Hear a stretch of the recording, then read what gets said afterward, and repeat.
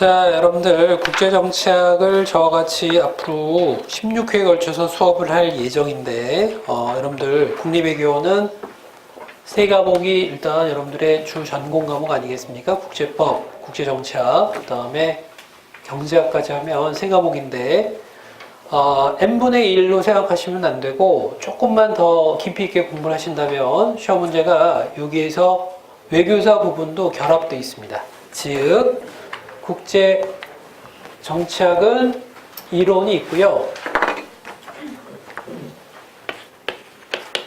이게 여러분들이 가지고 있는 국제정치 패러다임으로 소화가 될 수 있는 부분입니다. 그 다음에 이슈가 있는데 이건 좀 이따 설명드리고, 그 다음에 외교사 파트가 있어요. 합의 3개가 바로 여러분들이 시험 볼 수 있는 그 범주라고 얘기하죠. 그죠? 이 세 가지가 유기적으로 잘 결합해가지고 완성도 높게 공부하시면은 시간은 한 1년이면 충분해요. 의외로 빨리 끝나죠. 그죠? 왜냐하면 이것도 고시잖아요. 그죠? 저희 때는 이걸 외무고시로 불렀거든요. 근데 국립외교원 제도로 개편된 게 불과 10년이 채 안 되기 때문에 그 이후 시험의 특징은 뭐냐면 그전 외무고시와는 달리 가지고 있는 거 쏟아내는 시험이 아니라 통합적으로 사고할 수 있는 힘을 키우는 시험으로 바뀌었어요. 그죠? 결과적으로 국제정치학은 이론, 그 다음에 이슈, 외교사가 다양한 형태로 결합되는 문형이 나온다는 얘기죠. 그죠? 그래서 2018년 작년 기출문제를 제가 한번 샘플 삼아 드릴 겁니다. 그럼 그거 보시면은 문제가 어떻게 나오는지 아마 아실 거예요. 그죠? 그러면 이론은 제일 비중이 높죠.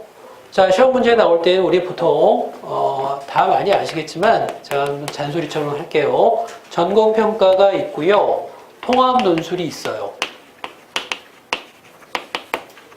근데 이거는 세 과목을 통합했다는 얘기인데 사실 우리가 생각하는 그런 정교한 화학적인 통합이 아니라 어떻게 보면 좀 물리적이에요. 그죠? 소재 하나 있으면은 국제정치학 시각으로 보고 국제법적인 문제 발견하고 경제학으로 풀이해라. 뭐 따위의 문제예요. 그죠? 이거는 누가 봐도 통합적 사고를 요하는 건 분명히 아닌데 취지는 일단 뭐 처음엔 통합적 사고를 요하는 문항으로 출제하겠다는 의도를 만든 거예요. 그죠? 그런데 통합 논술 너무 걱정하지 마시고 이게 바로 문제야.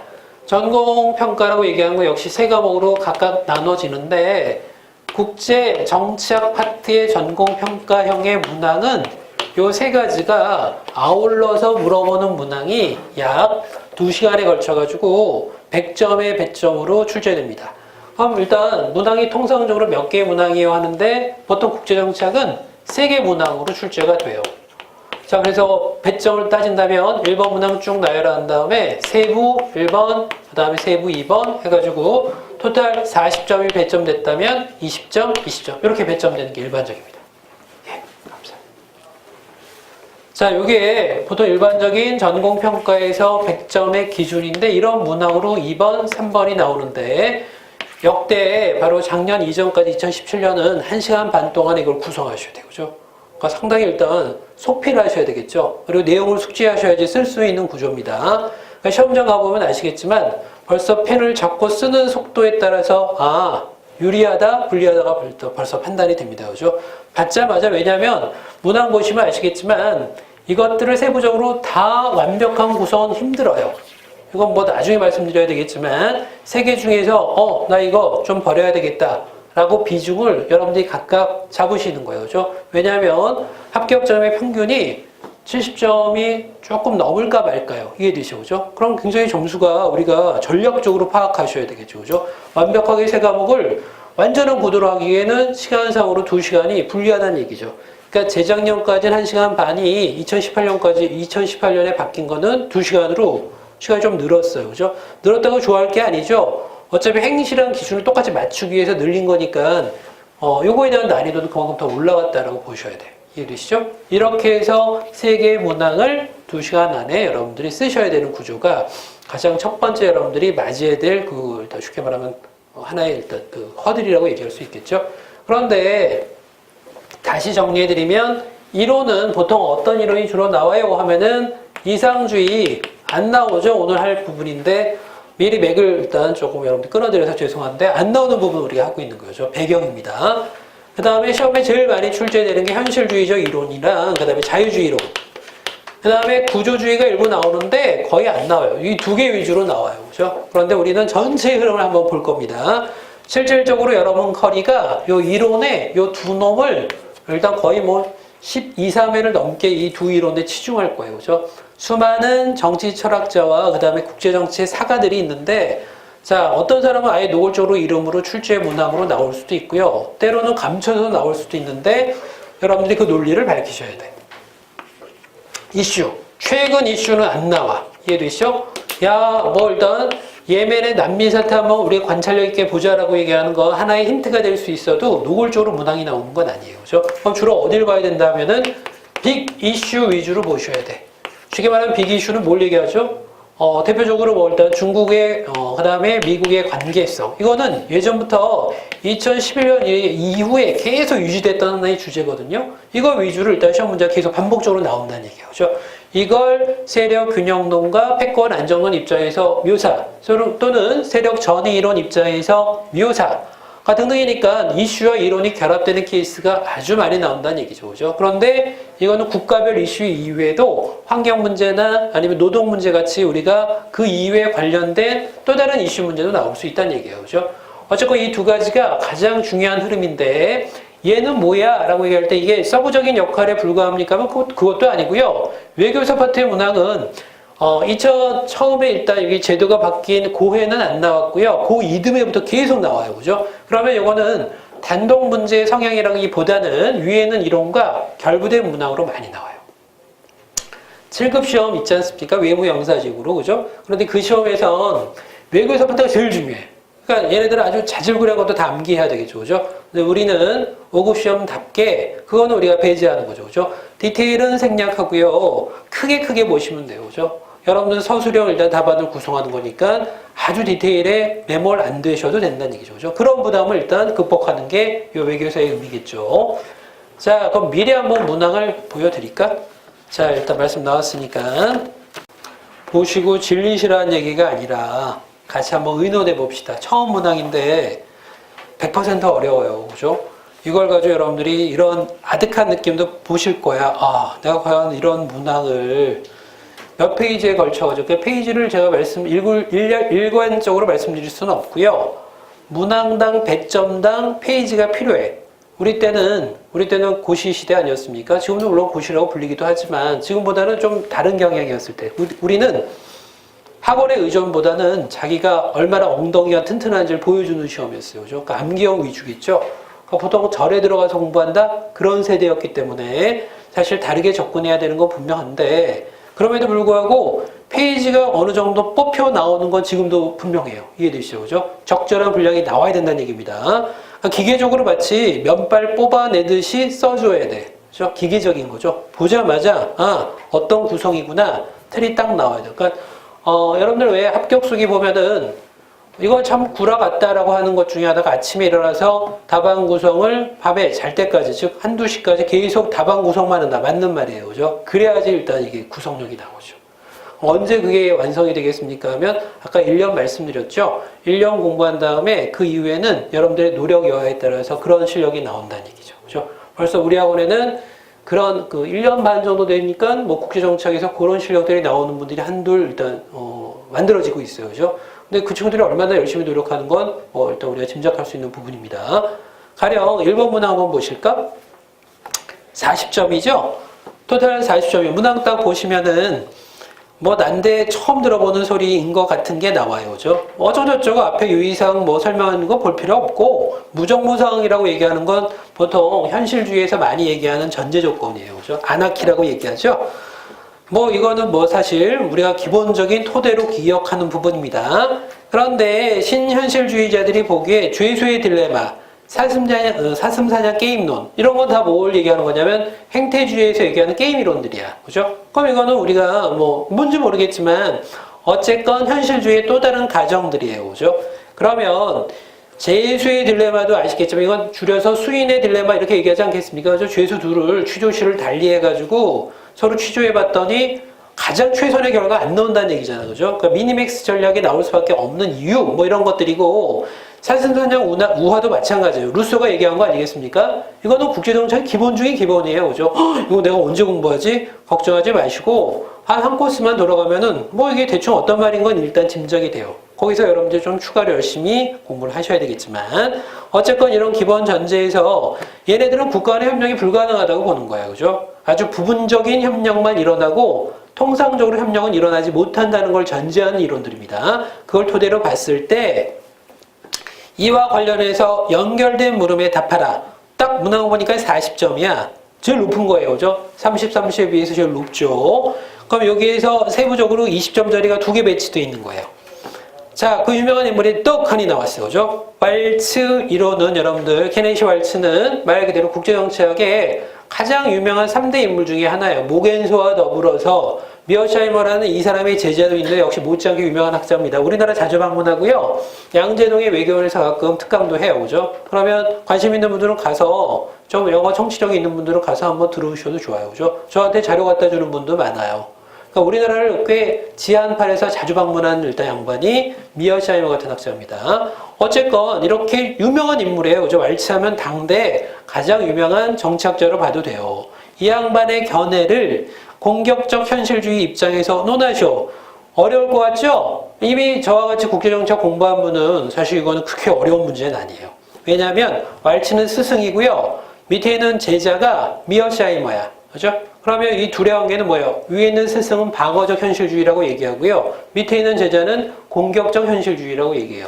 그러면 제자 입장에서 스승을 논박하라 이런 구조 아니겠습니까? 쉬운 문항이에요. 그죠? 여러분들이 불과 한 달만 공부하면은 갑이 올 수 있는 문항이 쉽게도 20점에 100점 돼 있어요. 그죠? 그럼 내가 단락을 어떻게 구성 지을지 여러분들 모범답안 궁금하시잖아. 제가 역대 다른 학원도 수업을 했었고 그 다음에 축적한 자료가 있으니까 제일 잘된 답안 같은 걸 보여드릴 거야. 그죠? 그러면 물론 그걸 그대로 모방할 필요는 없지만 틀잡는 데는 도움은 되겠죠. 그죠?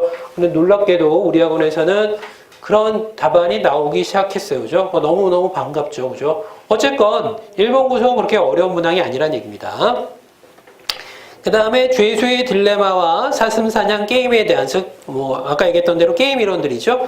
이런 거에 대해서 신현실주의 견해로 설명하고, 이에 대해서 케넨스 오이라고 하는 사람이 나왔는데, 여러분들 이게 뭐 표현입니까? 무정부 아래에서의 협력이란 얘기겠죠. 협력이 가능하다는 얘기야. 위는 협력이 불가능하다고 주장했고, 밑에 있는 학자들은 가능하다고 주장했어요. 뭔지 모르겠지만 이거에 대해서 비판적 관점으로 협력이 안 일어나 라고 일단 그렇게 설명해 달래요. 이해되시죠? 그죠? 풀이는 그렇습니다.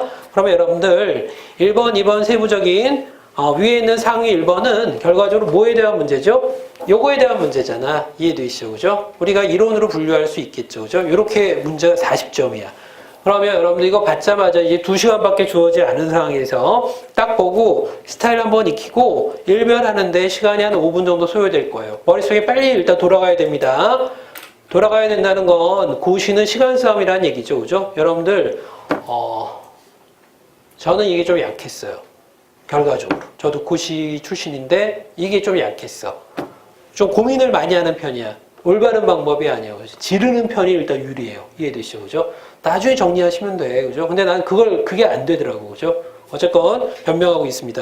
제가 보기에는 조금 더 빠르게 접근하는 분들이 유리한 시험이 고시예요. 그죠? 그리고 1번, 2번도 제가 보기엔 여러분들 2시간에서 얼만큼 일단 시간을 뽑아야지 합격권에, 이르를까요? 대략. 40점이면 약? 굉장히 이게 좀 메커니즘이 복잡하거든요. 무슨 말씀이냐면, 이거 전체 100점에 40점이니까 2시간을 그렇게 비율로 나눠가지고 하다 보면은 한 50분 정도면 충분하지 않을까라고 감 잡죠. 그렇게 안 나와. 1번 문항에 보통 몇 주, 일단 시간이 얼마나 소요되냐면 1시간이 넘어가요. 왜 그럴까요? 웜업이 안 돼 있는 거야. 막 쓰는데 막 서툴러가지고 당황하니까 덜덜덜 떨리는 거죠. 6대1의 경쟁률을 할만하지 않습니까? 그죠? 근데 6대1이 아주 짜임새 있는 6대1이지. 그죠? 경쟁률이 다 보니까 합격권에 들어간 애들 같아요. 그죠? 근데 나도 그 안에 들어가서 일단 구성을 하다 보니까 떨릴 수밖에 없죠. 그죠? 당연히 떨리는 거야. 그러니까 1번 구성할 때 시간이 좀 많이 소요되는 건 사실이에요. 그죠? 그러니까 몸이 이렇게 달아올랐습니다. 이렇게 시험장에서 보시면 아시겠지만 저는 두 번째 시험은 거의 일단 아주 여유있게 시험을 봤습니다. 봤는데 이렇게 쭉 둘러보면은 얼굴들이 뻘겋게 달아올라. 그죠? 난리가 아니야. 그죠? 얼마나 치열하게 일단 붙겠습니까? 그러면 1번 문항은 그렇게 가열이 된 다음에 2번 문항으로 딱 들어가니까 30점은 30점이잖아요. 그죠? 2번, 3번 문항이. 2번 문항 한번 보실까?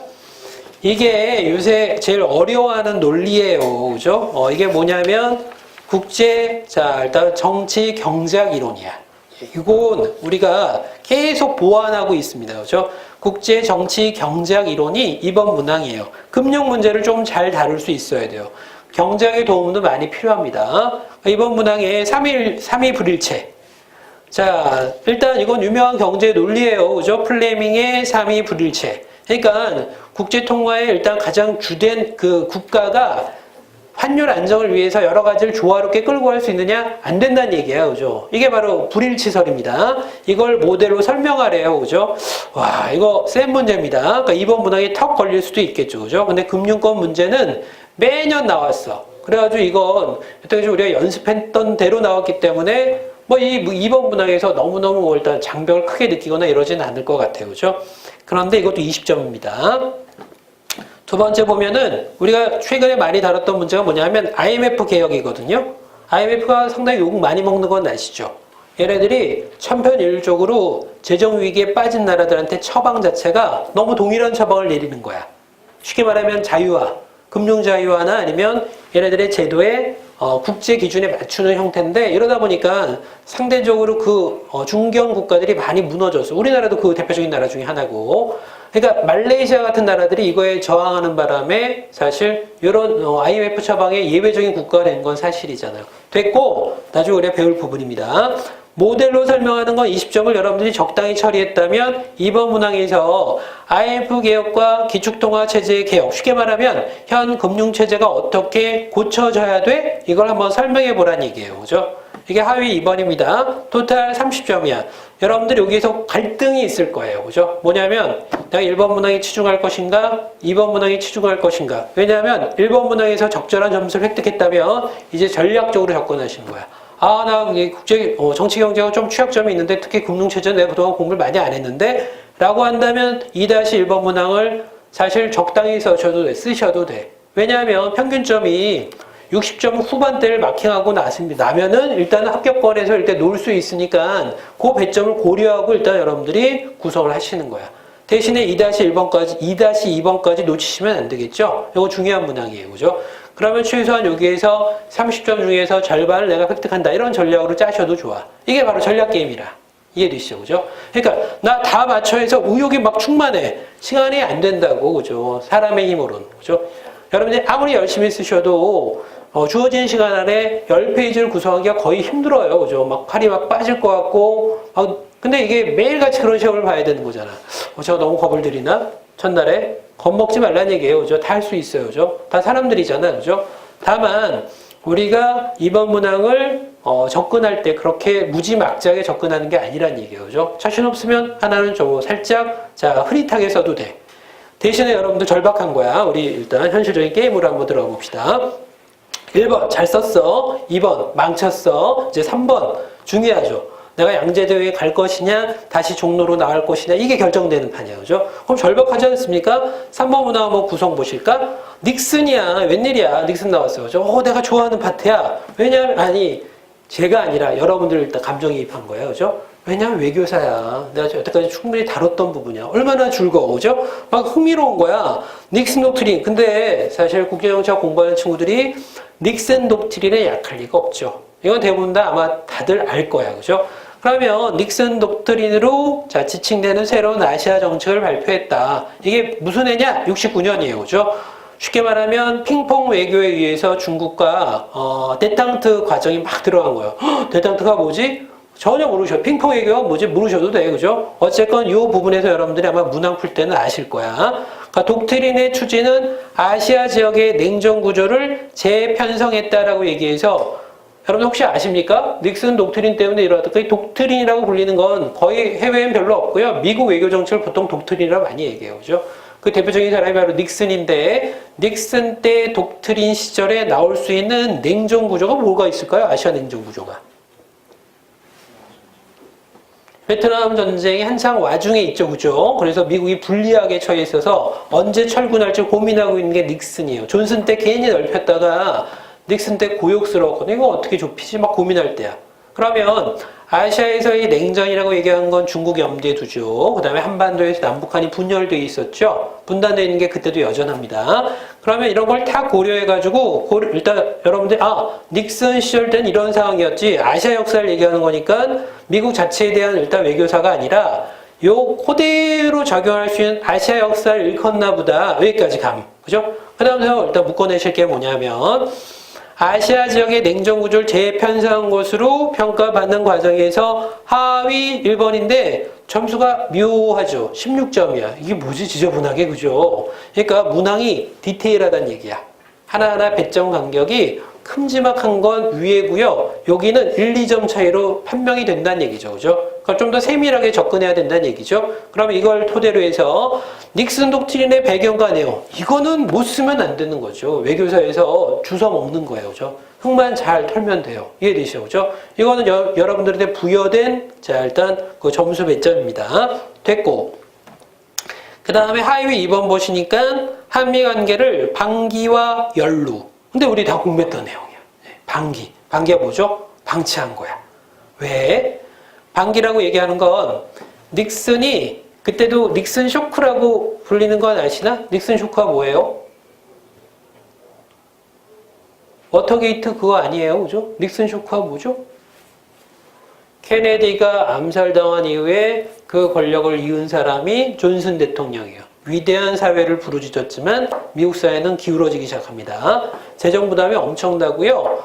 무역 적자가 뭐 천문학적이야. 도저히 감당 못하는 건 달러가 패권을 가지고 있기 때문이에요. 그죠? 그러니까 이걸 유지하기 위해서 엄청난 많은 재정적인 투자를 해야 돼요. 그러니까 적자폭이 너무 많으니까 드디어 아시아에서 무임승차하는 국가들이 골라가지고 야 방위 분담 요구할 때요. 마치 트럼프의 과거 시절이죠. 이렇게 됐을 때야. 70년대부터 그게 이어졌다고요. 그래서 미국 이미 끝났다. 이런 식의 일단 판단들이 많았어요. 미국 쇠퇴론이라고 얘기해. 그럼 닉슨 때 방기라고 얘기하는 건 뭐냐면 아시아에서 일단 유일하게 미국의 혈맹 관계를 유지하면서 끈끈하게 일단 그 동맹 관계를 유지하는 국가들이 서서히 미국에 일단 찬바람 부는 걸 인식하기 시작해요. 대표적으로 우리나라 주한미군 철수가 이루어졌어요. 이해되시죠? 닉슨 때 일어났던 거야. 그 다음에 연루라고 얘기하죠. 그럼 방기는 동맹관계를 놓는다는 얘기고 연루라고 얘기하는 거는 동맹을 강화한다는 얘기야. 이런 것들이 둘 다 어디에서 적용될 수 있어요 하면은 현실주의 이론이에요. 그럼 3번 문항은 뭐예요? 외교사 문항이면서도 이론을 결합한 문항이죠? 이해되시죠? 순수한 외교사 문제는 아니야.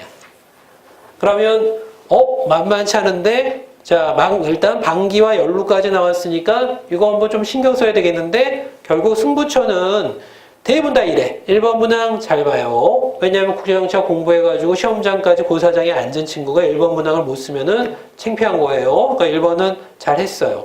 2번 문항은 정말 열심히 공부한 친구들만 제대로 쓸 수 있는 구조예요. 그러니까 이번 문항은 대부분 다 80, 90%가 망쳤어요. 그죠? 비슷한 입장이야. 레이스가 비슷해요. 그죠? 3번 문항이 결정이 날 수 있는 부분인데 1번은 자신있게 쓸 거야. 그죠? 근데 방기와 연루 부분에서 제대로 논리를 못 찾으면 여기서 바로 당락이 결정되겠죠.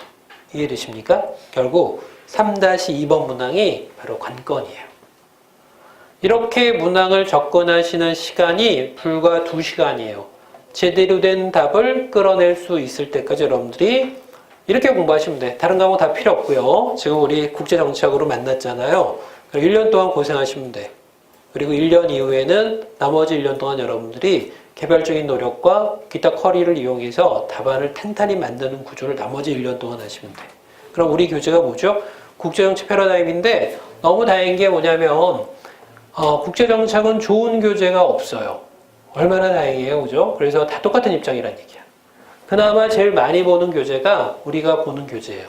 그래서 심지어는 10년 전에 이런 후기도 봤어요. 합격 후기 저도 걷기도 하고 저한테 주기도 하는데 어떤 친구가 이렇게 해가지고 법률 저널이나 이렇게 신림동에는 그 시지에 올려놨어요. 그죠? 너 왜 이렇게 썼어? 그랬더니 그것도 사실 아닙니까? 이렇게 얘기해. 뭐냐면 국제정치 요 패러다임은 옛날부터 있었던 책이에요. 꽤 오래된 책이야.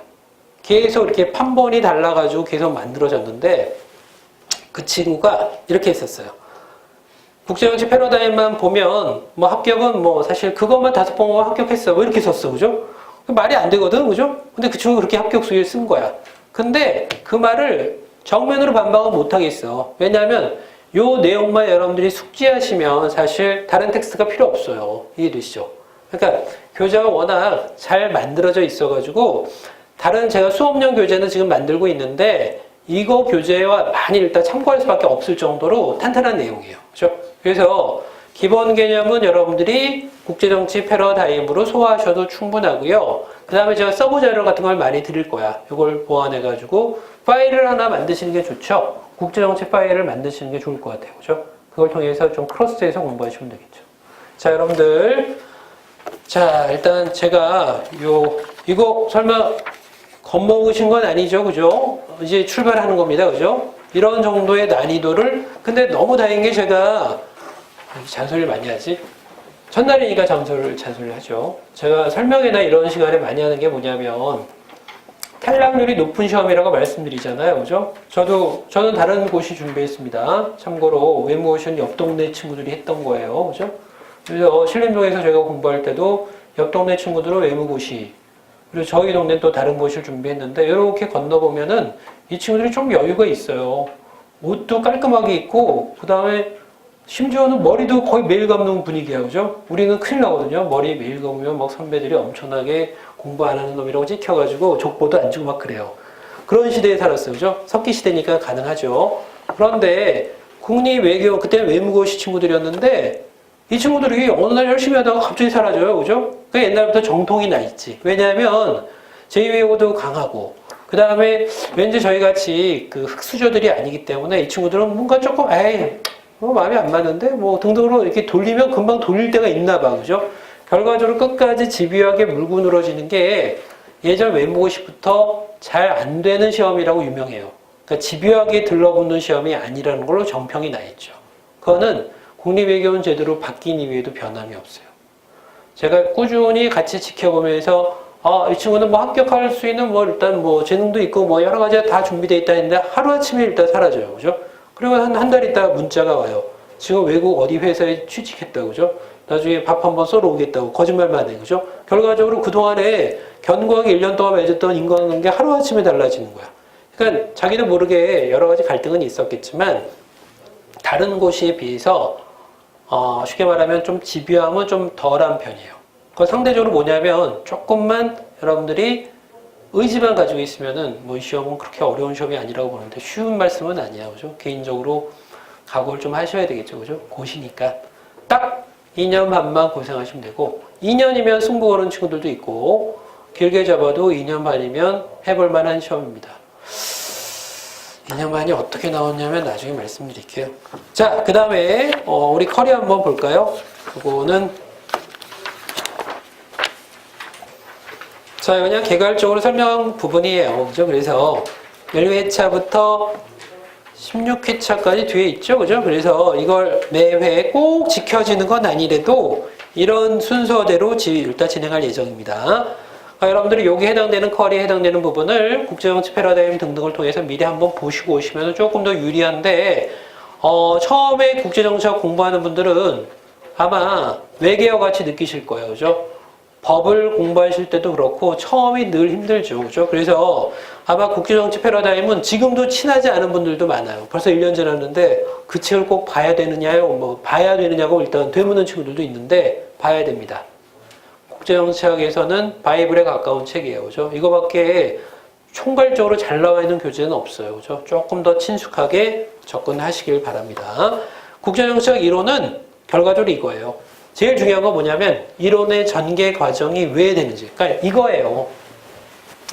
이론은 한마디로 얘기하면 자, 변증적으로 발전한다고 말씀드릴 수 있나요? 그죠? 이론 A가 나왔다고 칩시다. 그러면 요거에 반대하는 이론이 이론 B로 나와요. 변증적으로 또 일단 발전하는 게 이론 또 C가 되겠죠. 그죠? 쉽게 말하면 처음에 이상주의가 나오면은 현실주의의 고전적 현실주의 이걸 반박하고요. 자유주의가 또 이걸 반박하는 구조예요. 그 다음에 이걸 또 반박하는 게 현실주의 이론이 또 반박해요. 이해되시죠? 이렇게 계속 변증적으로 발전하는 거죠. 그래서 이쪽 이론을 하나의 테두리로 중범위적으로 얘기해서 야, 이걸 자유주의라고 묶자. 우리 자유주의 계통이래. 그러니까 얘네들은 스스로가 자유주의 계통인 걸 뒤늦게 명명받은 사람들이야. 이해되시죠? 그죠? 나는 처음부터 자유주의야! 라고 얘기하는 게 아니란 얘기입니다. 이쪽 계통의 학자를 현실주의 이렇게 불리는 것 뿐이에요. 이해되시지? 이걸 가장 이론적으로 쉽게 접근할 수 있는 방법은 방법이 아니라 뭐 이거 구성이라고 얘기할 수 있습니다. 개요에 대해서 공부하시는 거야. 이 이론이 뭐지? 이게 왜 중요하냐면 여러분들이 나중에 답안 구성할 때 객관적으로 단락 구성할 때 이런 것들이 꼭 들어가야 돼요. 이 이론 뭐야? 신현실주의 한번 요약 정리해봐 단락으로 한 단락 이상은 여러분이 나올 수 있게끔 구성하셔야 돼. 그 다음에 요게 대표적 학자가 나올 거 아니겠습니까? 이 학자의 주장이 무엇인지를 여러분들이 이해하셔야 돼요. 그죠? 요게 바로 난이도가 높죠. 그럼 뭘로 기억해야 된다? 원어로 기억하셔야 돼요. 원어가 뭐냐면 왈츠. 한글로 왈츠 쓰는 게 아니라 WA 등등으로 원어로 쓰셔야 돼. 이해되시죠? 그죠? 자꾸 쓰시는 연습을 하셔야 돼. 그러니까 이거는 여러분들 속 편하게 7급의 외부 영사직도 있거든요. 물론 저는 그것도 수업을 합니다. 그죠? 근데 그 친구들과 방법론이 달라요. 그 친구도 이런 식으로 일단 공부를 일단 유도하는 게 아니라 디테일하게 암기하라고 얘기해요. 심지어는 만주사변이 왜 일어났고 몇 년에 일어났어 이거 가지고 테스트해요. 그죠? 그러니까 그 친구들이 어떻게 보면 더 골치 아플 수도 있어요. 사지선다인데 4개가 다 답 같아. 저 같아도 목골로는 일단 외교사 문제가 나오기도 해요. 그죠? 근데 여러분들은 그런 디테일에 신경 안 쓰셔도 돼. 크게 보시는 거예요. 그죠? 훨씬 더 효율적인 공부 아닌가 싶어요. 그래서 저와 같이 일단 7급 외부영사직 공부하다가 이럴 바에는 5급으로 하는 게 낫겠는데요? 뭐 이렇게 바뀐 친구들도 있어요. 그죠? 물론 결과는 둘째 문제고. 이래서 대표적 이론을 공부하고요. 이 이론에 이거 저 순서대로 써 있는 1번, 2번이죠. 3번은 전개 과정. 이 학자의 이론대로의 핵심적인 일단 요점이죠. 핵심 논지나 이런 것들을 보셔야 돼. 그러면 이 이론은 가령 무엇을 핵심적인 일단 내용으로 삼고 있고 어떻게 진행됐는지 쭉 나오지 않겠습니까? 네 번째는 이게 국제정책에 어떤 영향을 줬는지를 공부하시는. 5번째가 비판과 한계점이야. 1번, 2번부터 5번까지 구성이 이론의 구성이에요. 여러분들이 이걸 하나의 이론마다 이 정도의 흐름을 기억하고 있다면 사실 뭐 이해도는 높아졌다라고 얘기할 수 있겠죠. 그래서 여러분들 요 지점 나오잖아요. 아까 변증적이라고 얘기했잖아요. 요 이론이 다음 이론이 나올 수 있는 분위기야. 여기서 이미 비판이 나왔으니까 다음 이론이 그걸 토대로 또 한 번 나오는 거죠. 이해되시죠? 그죠? 다른 이론이 나온다는 얘기. 알까 말까 애매하죠? 그죠? 오케이. 일단은 이렇게 여러분들이 공부하십니다. 자, 그래서 다시 일단 강의 특징이나 이런 거 개별적으로 한번 읽어보시고요. 뒤에 넘어가실까?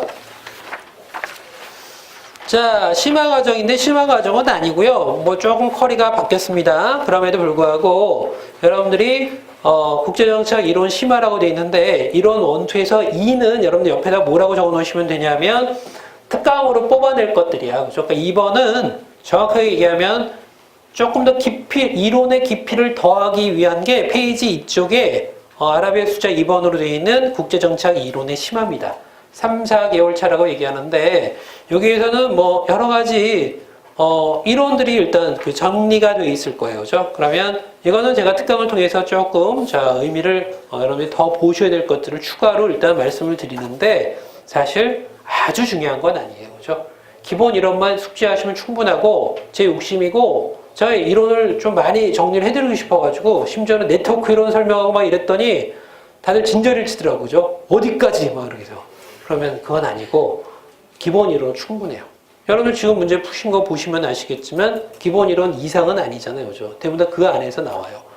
어쨌건 그거고 그래서 2번은 특강을 열지 안 열지는 그때그때 가봐서 제가 좀 판단이 좀 되어진다면 경향으로 조금 더 알아야 될 것 같은데 추가로 더 알려드리거나 아니면 특강을 개설해가지고 좀 더 깊이 있게 알려드리는데 아마 전자일 확률이 높습니다. 그 다음에 외교사 부분인데 이건 아마 3월부터 여러분들이 수업 들으실 거야. 동양, 서양 나눠가지고 들으실 겁니다.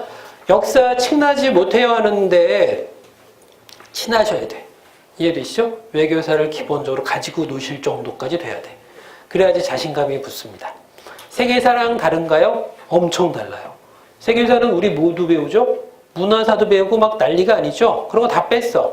기름기 다 빼가지고 뭐만 남았냐면 말 그대로 그냥 정치 외교사만 남았어요. 그죠? 그러니까 훨씬 더 수월하고 깊이는 있겠지만, 그죠? 자, 여러분들한테 강조할 건 아니고요. 여러분들이 만약에 7급 시험을 보신다면 저와 같이 제가 피를 통하면서 얘기할 거 이거 정말 중요해요. 막 이렇게, 그죠? 20개 문제에서 8, 9개가 외교사에서 나와요. 그죠? 이쪽 부분을 제가 많이 강조하지만 여러분들은 아까 얘기했던 3번 문항에 그런 수준의 문제가 나와요. 이해되시죠? 자, 그러면 이거는 동양서양 외교사니까 이렇게 시작이 된대요. 비인 체제부터 해서 2차 세계대전 이후에. 근데 저번 우리가 개설했을 때 여기 수업 들으신 분도 있지만 뭐가 주로 나왔죠? 냉전사까지 해드렸어. 그죠? 시간을 하다 보니까 좀 절약돼가지고 냉전사 원래 특강인데 여기 페이지 4쪽에 외교사 커리 설명 밑에 냉전 후 역사는 별도의 특강 아니거든요. 자, 특강을 아예 개설 안 하고 집어넣어 버렸어요. 그죠? 그래서 동양사 빠르게 끝난 다음에 요 냉전사를 같이 해버렸으니까 뭐 사실 같이 묶어서 이게 여러분들이 이해하시면 되죠. 자, 그 다음부터는 서브 과목들이에요. 서브 과목이라고 얘기하는 거 이제부터 깊이 있게 여러분들이 하실 수 있는 실력을 키우는 거예요. 뭘 많이 봐야 되겠습니까? 하면 이슈 많이 접근하셔야 되고 그 다음에 논문 좋은 논문 많이 보셔야 돼요. 저와 같이 이제 씨름하셔야 돼요. 그죠?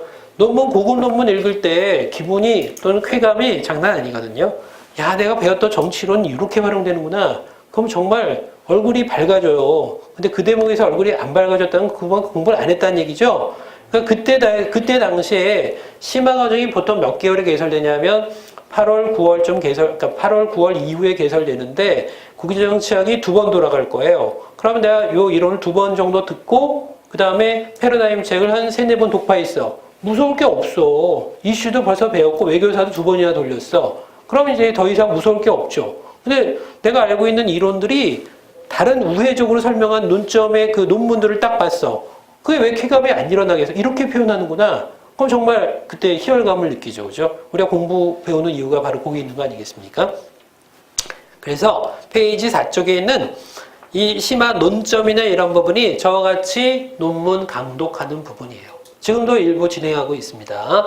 여러분들 국제정치학 그 논문은 그냥 구글에서 쉽게 따올 수 있는 논문들이 아니에요. 그죠? 왜냐하면 국제정치학 그 총회라고 있는 별도의 학회에서 유료 자료를 일단 끄집어낸 자료들이기 때문에 뭐 돈 내고 보면 되죠. 그죠? 5,000원, 6,000원 돈 내고 보면 되는데 그냥 여러분들한테 이 자료를 이게 저작권 문제는 잘 모르겠어요. 그죠? 일단 강의 자료를 쓰는 거니까 뭐 상관이 없을 수도 있습니다.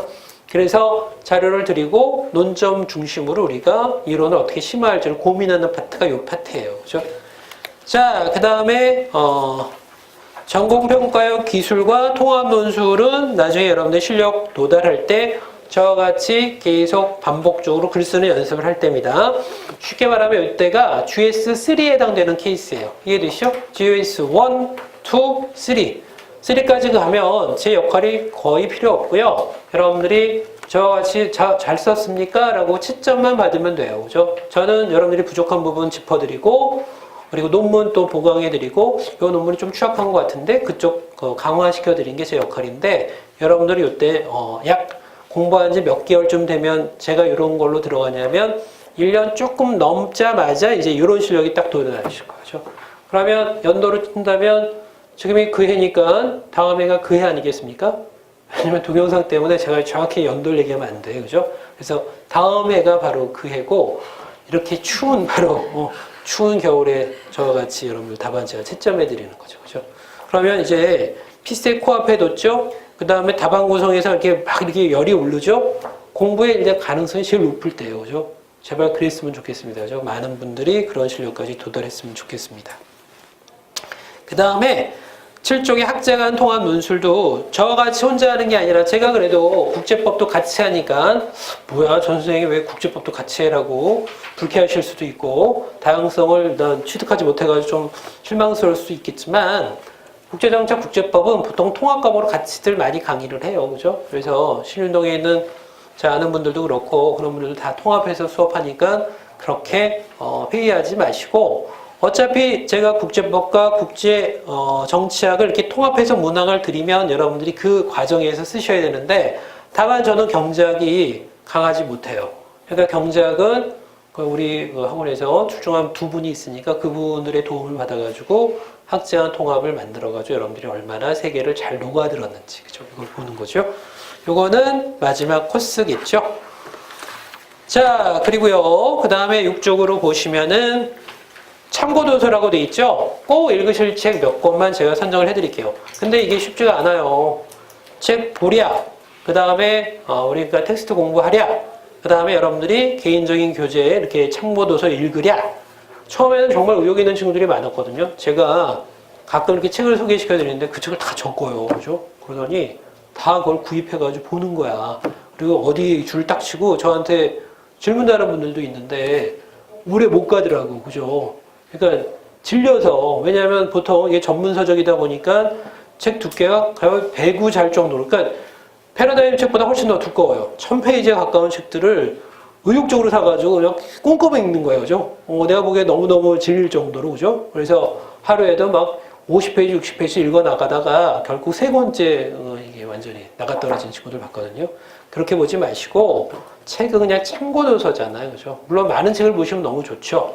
근데 너무 다행스러운 게 뭐냐면 우리 국립외교원에 도전하는 친구들은 대부분 다 어문 계열과 비전공자들이 태반이에요. 그죠? 너무 다행이죠. 그죠? 세 과목에 해당되는 과는 경제학과가 유일하게 좀 보편적이죠. 그죠? 경제학과도 이쪽에 관심이 없어. 너무 다행이죠. 그죠? 코트라 동네에 가 있어. 그죠? 그러니까 우리는 사실 그런 전공자 일단 배제. 물론 경제학 친구들도 가끔 섞여 있긴 해요. 그죠? 해외에서 경제학을 공부한 친구가 와서 공부하는 건 아주 드문 예는 아닌데 경제학이 보편적인 전공 과목인데 그 비율치고는 많지 않다는 얘기예요. 그죠? 그러면 국제관계학이라고 불리는 게 해외에서 공부할 수 있는 학과인데 근데 의외로 또 흔히 찾을 수도 있는 게 아니라고. 그죠? 국제법은 말할 것도 없죠. 그죠? 국제법 전공자가 어디 있어. 그죠? 그러면 대부분 다 과를 물어보면은 아주 다양해요. 이해되시죠? 어문계열 제일 많고요. 그 다음에 사회학과도 있고요. 뭐 그 정도도 있고. 심지어는 저번에 깜짝 놀랐던 게 미대도 있어. 아니 미대는 그냥 제가 편견을 가지고 있을지 몰라도 이거는 좀 안 맞는 과목이다 생각했는데 미대를 다니면서 이걸 공부해요. 그죠? 시험 합격선이 이 정도면 이 친구는 이 정도까지 왔어요. 그런데 외국계에서 갑자기 취직하더라고요. 그죠? 뭐지? 요 두 개만 넣으면 되는데 갑자기 이 친구가 마음에 변심했는 이유를 잘 모르겠어요. 아직도. 그죠? 그리고 얼마 전에 카톡이 왔는데 결혼한다고 왔어요. 그죠? 여자친구인데. 어쨌건 그렇게 드문 사례는 있는데 대부분 다 집중화되어 있는 그 과들이 역사학과나 아니면 일단 어문 계열로 일단 많이 집중화되어 있어요. 그러니까 전공에 대해서 여러분들이 나 이게 비전공자인데 과연 할 수 있을까? 이런 걱정 안 하셔도 돼요. 어차피 보편적인 현상이니까. 그죠? 뭐 그거고 결론은 참고도서 1이라고 얘기하는 부분에서 꼭 읽으셔야 될 게 순서대로 읽어야지 안 돼요. 그죠? 제가 하필이면 민주주의 모델들이라고 좀 어려운 책을 갖다 올려놨더니 이거 읽고 이제 책은 됐다. 그죠? 이제 패러다임 책을 어떻게 해봐야 되겠다. 뭐 이러는데 의욕을 가질 바에는 꼭 읽으실 게 두 번째 책이에요. 국제분쟁의 이해죠. 요거는 중요합니다. 요걸 이게 조셉 나이라고 하는 게 보통 우리가 알고 있는 코엔과 더불어 협업관계는 아주 대표적인 국제정치학자예요. 그죠? 여러분들 뭐 스마트 파워, 그 다음에 뭐 소프트 파워 이런 그 표현 많이 들으셨죠? 이 학자의 표현이에요. 그죠? 그래서 국제분쟁의 이해는 필독서예요. 그러니까 이 정도는 이해하시면 나 이쪽에 잘 좀 등한시했는데 하는 분들은 국제분쟁이 이거구나 라고 해서 지역별로 지도랑 좀 친근하셔야 되는데 이게 그거에 대한 벽을 좀 허무는 데 기여를 할 겁니다. 책도 쉽게 쓰여졌어요. 그 다음에 또 하나의 필독서가 왈츠 이후라고 해서 그 책도 제법 많이 있습니다. 그 다음에 뭐 서부적으로 소프트 파워 옆에다가 헌팅턴의 문명 충돌론 있죠? 이런 책도 같이 읽으셔도 소화가 될 거예요. 그죠? 그러니까 헌팅턴의 그런 책도 있고요. 또 하나는 문명 공존론이라는 책도 있어요. 뮬러라고 하는 학자의, 여기는 안 적었지만 그 책 읽을 바에는 같이 병행해서 읽으셔도 좋아요. 여기도 안 나왔죠. 그죠? 그래서 여러분들이 어디다 일단 메모하시면 좋으냐면 왈츠 이후 옆에다가 더불어서 읽으셔야 될 책이 문명 충돌론이라고 하는 책이 있어요. 헌팅턴 교수의 작고했죠. 9.11 테러를 예측했다고 해서 엄청나게 부자 됐어요. 그죠? 이게 그 9.11 나오기 한 1년 전에 나왔던 책인데 거의 안 팔렸거든요. 누가 봐도 편협한 문화 얘기주의고 제가 봐도 너무 논박할 책이 많아가지고 보면서 이렇게 혈압 올리는 데는 최고예요. 저혈압자들이 읽으기엔 딱 좋은 책이야. 그래서 도저히 공감할 수 없는 내용도 많은데 1년 후에 9.11이 딱 터졌어요. 그러니까 이 양반이 마치 예측한 것 같이 그 예증성이라고 얘기하죠. 이런 거에 높았던 책이라고 평가받은 게 그 책인데 저는 웬만하면 무시하라고 얘기했는데 이게 웬일이야. 시험 문제 나왔어. 그러니까 읽지 말라고 얘기하기도 너무 힘들어. 그죠? 아주 애매하죠. 그죠? 그래서 문명 충돌론은 그냥 비판하면서 읽으시면 돼요. 말이 돼? 막 이러면서. 그죠? 이렇게 스트레스 받지 마시고 읽을 책이 문명 충돌론이에요. 그래서 그걸 해결할 책이 그거에 대한 스트레스를 좀 완화시켜줄 혈압, 일단 강화제가 뭐냐면 문명 공존론이라는 책도 있어요. 이거는 밀러라고 하는 독일학자가 주장했다. 이왕 읽을 바에는 제가 감기 중이라서 목이 완전히 맛이 갔는데 움직이는 체스판이라는 책도 있어요. 그죠? 이거는 꼭 읽으시면 좋아. 움직이는 체스판. 자, 일단 브레진스키라고 불리는 유명한 폴란드 출신이기 때문에 어쨌건 뭐 그건 중요한 건 아니고 냉전 시절에 일단 국무 정책을 좌우했던 인물이에요. 그죠? 그 양반이 정계에서 은퇴한 뒤에 학계로 넘어가면서 만들었던 책이 움직이는 체스판이에요. 그죠? 꽤 정교하다고 얘기합니다. 이렇게 하다 보니까 너무 많죠. 그죠? 됐고 밑에 있는 책들은 그냥 사실 요새는 찾기도 힘들어요. 여러분들. 그죠? 도서관 가서도 잘 뒤져도 잘 안 나오는 책들이에요. 그죠? 굳이 읽지 않으셔도 되고 됐습니다. 그 정도만 여러분들이 참고하셔도 되고 여기는 안 나왔는데 하나만 더 강대국 정치의 비극이라는 책도 하나만 더 참고를 하실까요? 강대국 정치의 비극. 이거부터 읽으셔도 돼. 재밌어요. 그리고 활자치도 되게 커. 두껍긴 좀 두껍거든요. 그런데 활자치가 크니까 이게 속도감이 나요. 금방금방 넘어가니까 왠지, 그죠? 뿌듯해요. 그죠?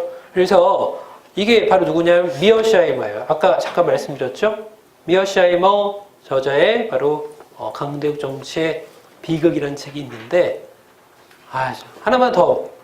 폴 케네디. 아니 이게 기본 도서가 사실 많이 나올 수밖에 없어요. 그죠? 그래서 역사 좋아하십니까? 그러면 폴 케네디의 그 책이 뭐죠? 강대국의 흥망. 굿. 강대국의 흥망. 이거는 이 양반이 뭐냐면 옆에다 적어 놓으셨으면 미국의 쇠퇴론자예요. 미국이 쓰러지고 있다. 기울어지고 있다. 왜냐하면 그동안의 역사를 쭉 조망해서 로마서부터 쭉 조망해서 미국 역사도 지금 정점 찍고 내려간다. 그 근거를 여러 가지로 됐어요. 그죠? 제조업의 쇠퇴니 이렇게 쭉. 그죠? 그런데 이걸 반박하는 학자가 스트레인저 같은 학자가 또 반박했어요. 그죠? 그래서 이게 다 국제정치학에 논하는 그 대상들이 돼요. 딱 거기까지. 자, 그러면 어떻게 공부하겠습니까? 하면, 자, 여기 나오는 것처럼 그냥, 단락으로 표현했는데, 여러분들 보시면, 자, 일단 국제정책 외무영사직을 지원하는, 그러니까 외무영사직이, 우리가 얘기하는 7급이 아니라 국립외교를 얘기합니다. 가장 난이도가 높은 과목이죠. 출제 범위 명확하지 않죠. 너무 방대하죠. 양을 계속 늘리기 십상입니다. 이슈나 이거 안다, 저거 안다. 너무너무 자랑스럽지만, 이렇게 확장하다가는 양 다 놓쳐요. 그죠? 그래서 적절하게 울타리를 칠 수 있는 공부를 해야 되는데 그게 쉽지 않아요. 그죠? 그러니까 가이드가 필요하죠. 근데 우리 학원에서는 이 이슈만 전문적으로 다루는 교수님이 계시는데 정말 정통하셔요. 그죠? 아예 현직 외교관 출신이기 때문에 여러분들이 좀 도움을 크게 받으실 겁니다. 그분의 도움에 의해서 이슈를 조금 제대로 정리하실 기회가 있을 겁니다.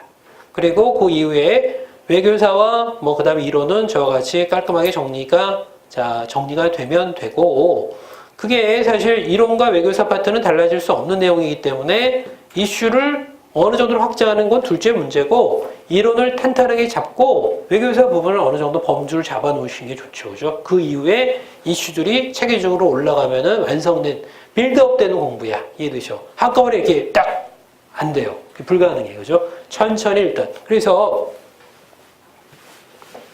제가 주간적으로 주 월요일마다 여러분들한테 브리프 자료라는 걸 드립니다. 매주 일단 마치 잡지같이 이렇게 내는데 그건 절대로 아니고요. 고작 한 네다섯 쪽에 불과해요. 그러니까 한 주간에 가장 중요한 이슈들 있죠. 그걸 다루는 걸 주간 브리프라고 얘기해서 매주 제가 카운터에 올려놓습니다. 그러면 외교원에 해당되는 분들은 심지어는 국정원 친구들도 흥미를 느껴서 그냥 몰래 가져가는데 뭐 구별이 안 되니까 뭐 알 수가 있나.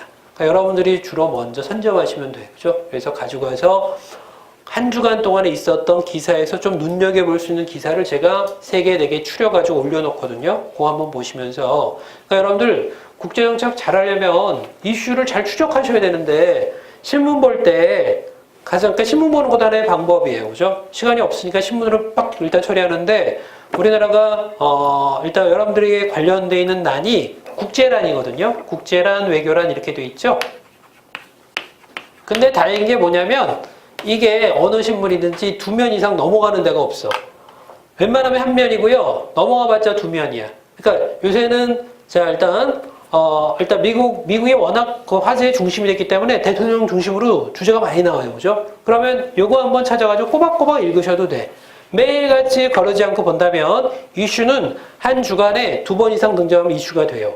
이해되시죠? 그럼 미중간의 무역 분쟁이 나왔으면은 월요일에 기사가 나왔죠? 쭉 추적하다 보니까 수요일에 또 나왔어. 이건 중요한 국제 이슈다라고 생각하셔가지고 그걸 추적하시는 거예요. 그죠? 그러면 옆에다가 노트해도 좋고 별도로 스크랩해도 좋아가지고 국제 이슈를 학원에서 해주는 거 이외에 여러분들이 추가로 일단 자기의 이슈를 만드는 거죠. 그죠? 그럼 이런 소재들이 잘 보시면 여러분들 기사 내용에 2개가 있습니다. 요거 드리고 쉬었다 하십시다. 하나는 사실 보도만 해요.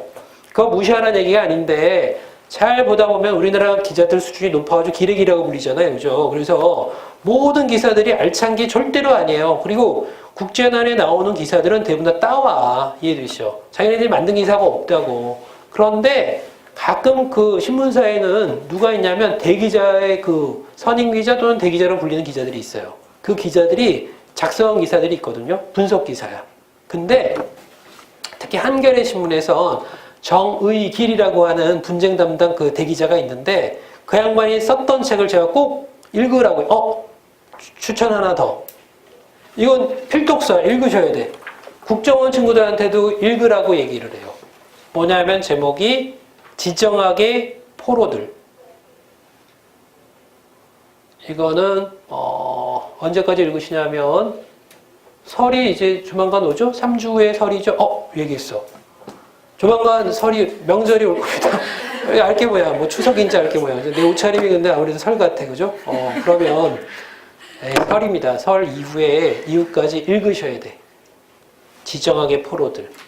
그건 정의길이라고 일단 한겨레 신문에 지정학 이론이 시험 문제 나오기도 하는데 가장 잘 정리한 제가 보기엔 아까운 책이야.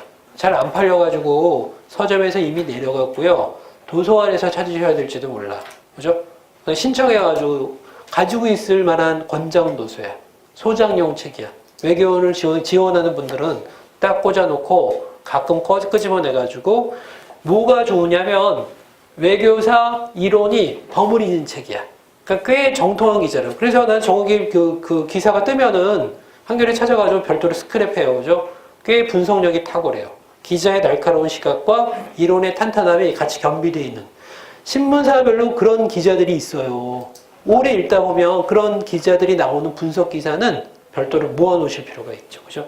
그래서 사실보도 등한시하란 말씀은 아니고 이걸 기준적인 토대로 하되 두 번째로 중요한 거는 이걸 토대로 한 바로 분석 기사를 일단 엄밀히 보시는 게 공부에 도움이 된다는 얘기죠. 그죠? 그래서 그렇죠. 그죠? 이런 걸 중심으로 공부하신 하나의 유령이 하나하나 여러분들이 체계적으로 익히시면은 뭐 외교원도 그렇게 어려운 난공불락은 아니라는 얘기입니다. 자, 쉬었다가 일단 이론 하나 들어가 볼까요? 쉬었다 하십시다.